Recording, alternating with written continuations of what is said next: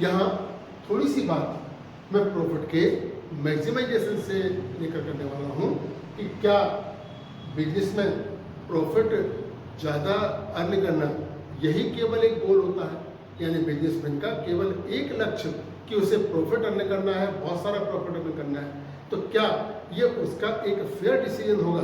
Definitely नहीं होगा।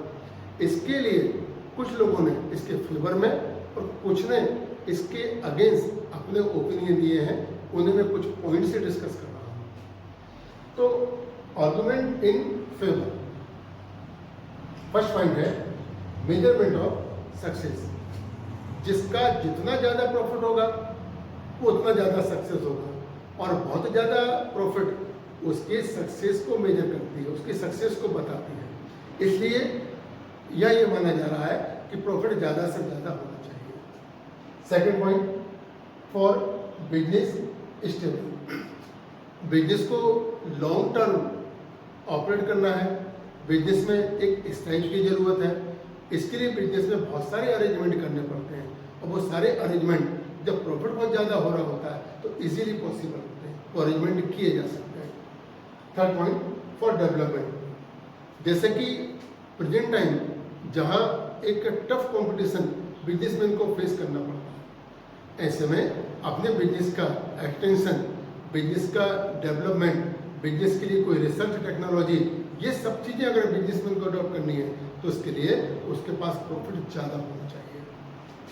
Fourth point है profit is format capital, profit से बिजनेस की कैपिटल बनती है, क्योंकि बिजनेसमैन जो प्रॉफिट अर्न करता है उस अर्निंग प्रॉफिट को बिजनेस में री इन्वेस्ट करता है, और ऐसे प्रॉफिट को जो अर्न कर रहा है उसको बिजनेस में लगाता जा रहा है। इससे बिजनेस में एक बहुत बड़ी कैपिटल इन्वेस्ट होती है, और उसका बिजनेसमैन को डेफिनेटली एडवांटेज मिलता है। फॉर फ्यूचर अनसर्टेनिटीज, कई बार बिजनेस में एक ऐसा टाइम भी आ जाता है कि जहां बिजनेसमैन को बहुत सारी प्रॉब्लम फेस करनी पड़ती है। फ्यूचर में बिजनेस कैसा चलेगा ये बिजनेसमैन नहीं जानता, तो ऐसी जो अनिश्चितताएं हैं, अगर उसके पास प्रॉफिट उसने अर्न किया था, प्रॉफिट उसके पास है, तो ये प्रॉफिट उसके उस बुरे टाइम में काम आता है। इसको हम प्रेजेंट टाइम की कंडीशन से समझ सकते हैं। जैसे कि प्रेजेंट टाइम में अभी कोरोना, इससे पूरी वर्ल्ड की जो इकोनॉमी है वो टोटली डिस्ट्रॉयड हो गई।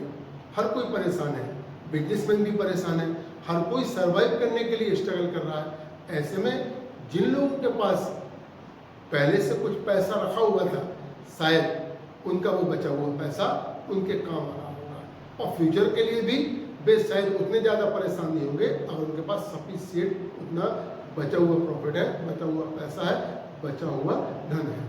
तो फ्यूचर में जो कुछ भी होगा वो क्या होगा ये कोई नहीं जानता, बट फिर भी एक पॉजिटिव एटीट्यूड के बेस पर ये एज्यूम किया जाता है कि फ्यूचर अच्छा होगा, बट कुछ ऐसा भी हो सकता है कि जो बहुत अच्छा नहीं होगा। तो उन कंडीशन में ये प्रॉफिट जो हमने कमाया ये हमारे काम आता है।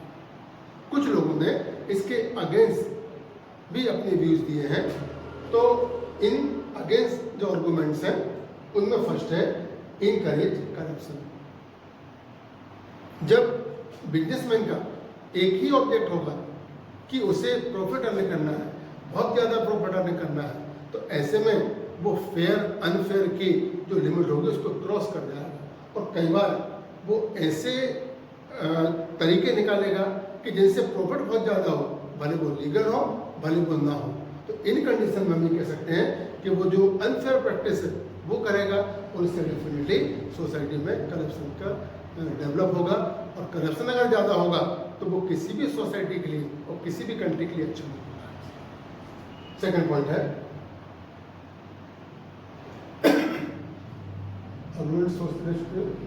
मीन्स बिजनेसमैन जो अनफेयर प्रैक्टिस होगी वो अनफेयर प्रैक्टिस सोसाइटी या जो बिजनेस के वर्कर हैं इन सब के फेवर में नहीं होगी, क्योंकि बिजनेसमैन का जब एक ही ऑब्जेक्ट है कि प्रॉफिट बहुत ज़्यादा लेना है, तो फिर वो कोई भी एक्टिविटीज़ करेगा, और डेफिनेटली अगर वो एक्टिविटीज़ अनफेयर है, लीगल नहीं है, तो उनका इफेक्ट उसके वर्कर पर, सोसाइटी पर, सब पर पड़ेगा। Third point, increase the gap. Increase the gap ऐसी कंडीशन में जब बिजनेसमैन बहुत ज़्यादा प्रॉफिट अर्न करने के लिए प्रैक्टिस करता है, तो ऐसे में वो केवल अपने बिजनेस से ओरिएंटेड केवल ये काम करता रहता है। उसे फिर ना तो सोसाइटी से मतलब होता, ना उसे इन्वेस्टर से मतलब होता, ना उसे वर्कर से मतलब होता।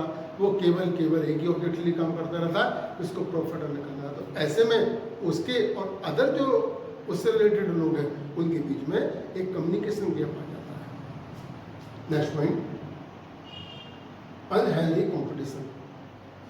जैसा कि एक कहावत होती है कि जब दो लोगों के बीच में कंपटीशन होता है, अगर कंपटीशन हेल्दी है तो फिर बहुत अच्छी बात है, बट उस कंपटीशन में केवल जीत यानी विन ये ऑब्जेक्ट होता हो, तो फिर ऐसे में कंपटीशन हेल्दी नहीं रह जाता, फिर कोई कुछ भी अनफेयर करने लगता है। और जब ऐसे कंपटीशन में बिजनेसमैन को बाकी सबके कंपेयर में खुद को ज़्यादा सक्सेस करना है, तो फिर वो ऐसे कोई भी अनहेल्दी रास्ते अपनाएगा और वो केवल अपनी सक्सेस के लिए बात करेगा। इससे डेफिनेटली जो कॉम्पिटिटर हैं उनका भी जो इंटरेस्ट है वो हर्ट होगा और सोसाइटी का अगेंस्ट ये एक्टिविटीज बन जाएगी। नेक्स्ट पॉइंट है neglect to worker and customers. Workers, उनके अपने वेलफेयर क्या है, उनकी क्या ज़रूरतें हैं, इनको बिजनेसमैन फिर ध्यान नहीं देगा। और जो कस्टमर्स हैं, वहाँ जब हम मैक्सिमम प्रॉफिट ऑब्जेक्ट अगर रखे हुए हैं, तो हमारी जो प्रोडक्ट हैं, हमारी जो सर्विस है, उनके रेट्स डेफिनेटली हम ज़्यादा करके देते होंगे।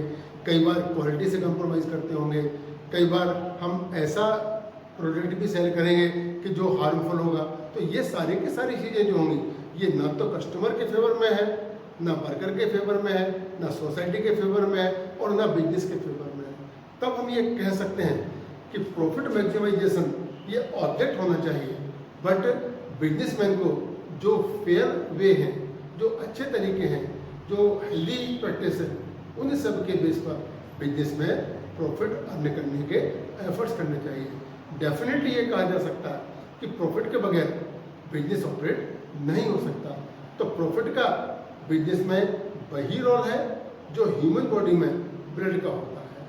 अगर ब्लड रुक जाता है तो ह्यूमन बॉडी काम नहीं करेगी। ऐसे ना मान लो प्रॉफिट रुक जाएगा तो बिजनेस भी काम नहीं करेगा, बिजनेसमैन मोटिवेट नहीं होगा। तब ये जरूरी है कि एक सफिशिएंट प्रॉफिट, एक आइडियल प्रॉफिट बिजनेसमैन को अपने बिजनेस से जरूर मिले।